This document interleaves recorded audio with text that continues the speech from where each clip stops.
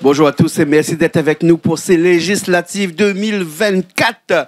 Et ce soir, pour parler 10 minutes pour convaincre. Et pour ça, j'ai avec moi Alex Mera, deuxième circonscription, Debout la France. Comment ça va, monsieur Mera? Bonsoir, ça va et vous-même? Vous voulez bien? Vous avez mis cause vite parce que 10 minutes ça va vite, dis-moi cause vite. Bana, dis-moi ça, dis-moi cause vite parce que 10 minutes ça va vite. Nous compresse. Nous compresse parce que n'est pas assez 10 minutes. C'est un petit peu comme si tu me l'aurais posé la question, est-ce que 2 semaines de campagne, il suffit pour gagner une élection? À titre exceptionnel, c'est inédit. Inédit, jamais arrivé ça. Jamais arrivé dans l'histoire de la France. Ouais. Et c'est sur la colère qu'il y a eu aussi la dissolution. Parce qu'il y a eu un désarroi de la population, c'est une défection.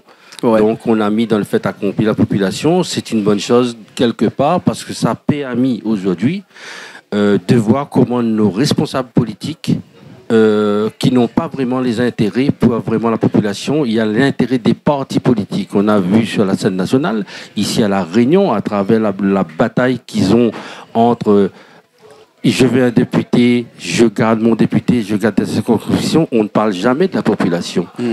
Donc, mais où les Debout la France, où les quand même dans une droite, là, la droite, là, pas un morceau de la droite, où les quand même fait partie de la droite. Mais la droite a gouverné pendant plusieurs 2 mandats, là, presque, à limite. Hein. Et comment ça se fait qu'aujourd'hui, on peut dire que la population elle a été mise de côté? Mais pourquoi? Parce que la doctrine de Debout la France de Dupont-Aignan, il a quitté justement l'organisation. Tout ce qui était LR, l'UMP et qui s'est ensuite de Sarkozy en passant jusqu'à aujourd'hui à M. Ciotti ou autre. Oui. Parce que il a constaté le dysfonctionnement. Il a quitté le parti. Pourquoi? Parce que suite à le référendum de 2005 concernant la révision constitutionnelle à laquelle le traité de Lisbonne de le président Sarkozy à l'époque a ratifié malgré le non de la population, oui. C'est à partir de là il a dit si c'est pour demander l'avis de la population lors d'un référendum pour faire le contraire, donc il s'est démarqué, il a quitté. Donc c'est pour ça qu'il est resté dans son parti des autres. Il a créé Debout la France, qui était Debout la République dans un premier temps. Et un second, là, il a créé Debout la France. On reste un parti, on a une neutralité, en fait. D'accord. Debout la France, mais debout aussi la Réunion. Parce qu'on est quand même dans cette deuxième circonscription-là, hein, un endroit qu'on connaît bien, quand même. Oui, hein. en fait, juste pour rappeler, c'est-à-dire que oui, le Debout la France, c'est au niveau national. Comme on est en construction à la Réunion, il est prévu l'année prochaine, on va y avoir le Debout la Réunion, Debout la Martinique, Debout la Guadeloupe, etc. C'est pour ça qu'au cheval de bataille, vous fait référence quand même à quelques spécificités de la Réunion, comme il dit ça, mais il parle par exemple de l'octroi de mer, qui est quand même un des autres chevals de bataille quand même. L'octroi de mer, c'est mon cheval de bataille parce que ça va permettre aussi de ramener le pouvoir d'achat. Aujourd'hui, on sait bien que l'octroi de mer ça a été détourné. Une vieille loi, on appelle ça une loi coloniale, parce une loi coloniale, justement, 1670. Oui, mais ça a été détourné comme beaucoup d'autres, comment dire, de lois qu'il y a ici. Ouais. En fait, ça ne s'applique pas vraiment à la population, parce que normalement, c'est pour protéger la production locale. Nous, ici, par exemple, on ne produit pas la voiture. Pourquoi il y a pourtant, on est taxé dessus. Et on est taxé sur tous les autres. C'est une réforme de 1928, oui. ça, et 1923, pardon. Ce qui est regrettable, c'est de l'hypocrisie quand nos politiques disent oui, si on enlève l'octroi de mer, ça va baisser le nombre de taxes qui rapportent aux collectivités. Mais ils ont qu'à avoir une bonne gestion, pas dépenser l'argent public.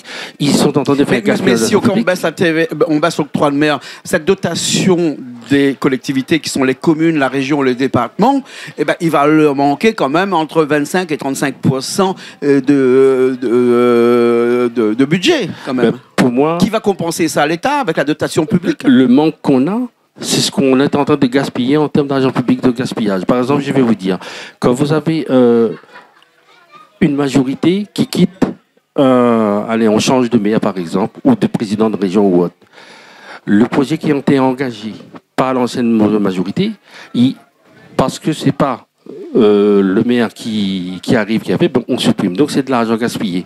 Et l'octroi de mer, pour moi, se compense un peu tout. Mais si par exemple, il n'y a plus d'octroi de mer, donc avec la dotation publique, la dotation de l'État qui vont arriver pour pouvoir compenser, prenons un cas d'une mairie. Alors, on est à Saint-André à côté, qui a à peu près 60 000 personnes et qui fait un budget annuel à peu près de 100 millions d'euros, 110 millions d'euros. Il lui manque à peu près 35 à 40 millions d'euros dans sa caisse. On prend un exemple là. Oui. C'est l'État qui va mettre dedans, mais pour que l'État puisse compenser tout ça, il va faire quoi? Il va augmenter, par exemple, la TVA. Ici, on va avoir peut-être une TVA à 20%, alors qu'actuellement, on a une TVA réduite de 8,5%. Non, mais aujourd'hui, si on va partir trop dans la technique, je veux dire, la compensation de l'État, si on en supprime l'octroi de mer, on va toujours trouver une solution pour pouvoir remplacer.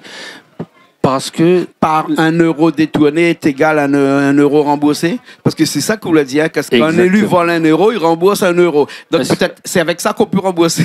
Est-ce que je voulais pas que l'on supprime. J'ai hésité de vous répondre parce qu'à un moment donné, on m'a dit que je suis en train de taper sur les élus. Non, aujourd'hui, quand on demande confiance à la population, on a regardé l'actualité. Quand vous voyez des gens qui ont eu en matière de corruption, disons-le.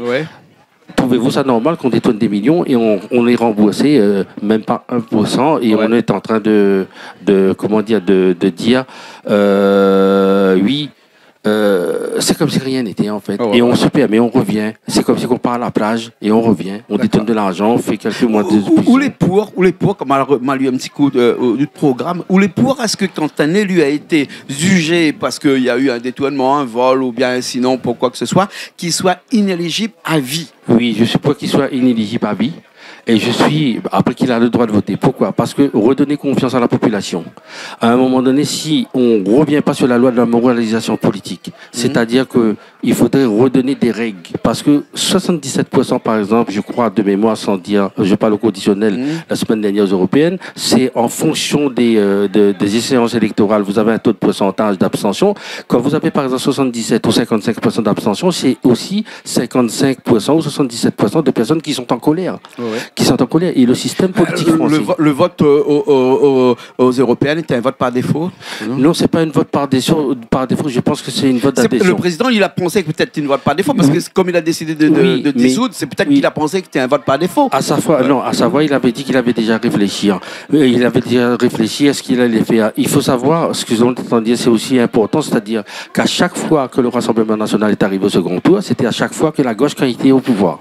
La cohabitation de 97 de Lionel Jospin, la mandature de comment il s'appelle, François Hollande et celui d'Emmanuel Macron, c'est toujours la gauche. Et à chaque fois la gauche, je ne dis pas que tout est bien, mais quand on regarde globalement, la gauche est toujours c'est la catastrophe du pays en fait, grosso modo. Nous, il reste 2 minutes, là, m'envie juste que nous vienne un petit sujet qui tient à cœur, c'est-à-dire que où l'envie de mettre le programme de l'histoire de la Réunion et surtout de l'histoire qui parle de l'esclavage dans les lycées, collèges et même écoles primaires. Oui, en fait, c'est pas pour faire référence à cette polémique, ça fait depuis 2017 que je présente ce projet, j'ai jamais changé mon programme, j'ai jamais été élu, donc je ne vais pas changer mon programme. Pourquoi aujourd'hui on ne nous apprend pas pourquoi on est esclave? Pourquoi on nous apprend le roi de France, Napoléon, etc. À un moment donné, oui, c'est un combat et j'ai été félicité justement parce que les gens ont dit oui, même avec une personnalité qui est historien, qui m'a dit oui, effectivement, parce que pour ne pas rentrer dans la polémique qui a eu lieu ces dernières semaines, qui est bien tombée. Ça veut dire si on connaissait notre histoire, cette maladresse n'aurait pas eu lieu. Bien sûr. Vous voyez ce que je veux dire? Les Réunionnais ne connaissent pas leur histoire. On ne sait pas, on n'apprend pas. D'accord. Donc je pense qu'il est très important à un moment donné de savoir où c'est qu'on est. Il nous reste une minute. Deuxième circonscription. Il y a une caméra qui est là juste pour leur dire un mot à ces personnes qui vont voter pour vous ce 30 juin. Je m'adresse à la population de la deuxième circonscription. Je vous dis de me faire confiance. C'est ma 3e candidature. J'ai plus de 30 ans d'expérience de politique. La gauche, dans cette législative, dans cette circonscription, a 36 depuis 1988. Cette circonscription est détenue par la gauche. Et cette gauche que nous avons dans cette circonscription a toujours siégé dans l'opposition. Quand nous regardons les 4 région ouest, comparée à l'ouest, le nord, sud et est, nous avons un développement économique, un développement du territoire parce que nous avions eu des élus par le passé dans ces circonscriptions qui travaillaient dans des majorités qui pouvaient justement aider la Réunion. Aidez-moi aidez-moi dimanche dès le premier tour, vous allez changer l'histoire de Saint-Paul. Vous, pour la première fois, nous allons dire aux partis, tout ce qui est PLD, etc., qui sont là depuis 36 ans, ben, nous allons changer de méthode de travail. Bien sûr. En tout cas, nous, on te remercie. Hein, on remercie Alix Mera. On n'a pas eu l'occasion de parler un petit peu de toutes tes propositions. Hein, la baisse des charges des PME, par exemple, on n'a pas pu arriver. Le mandat pour un élu, on n'a pas pu arriver à ça. Mais en tout cas, on vous remercie Alix Mera. 2e circonscription, Debout la France. Et j'espère être le futur député. Merci beaucoup. Peut-être la semaine prochaine, on se retrouve. Merci. C'est bon? OK. Allez, merci beaucoup.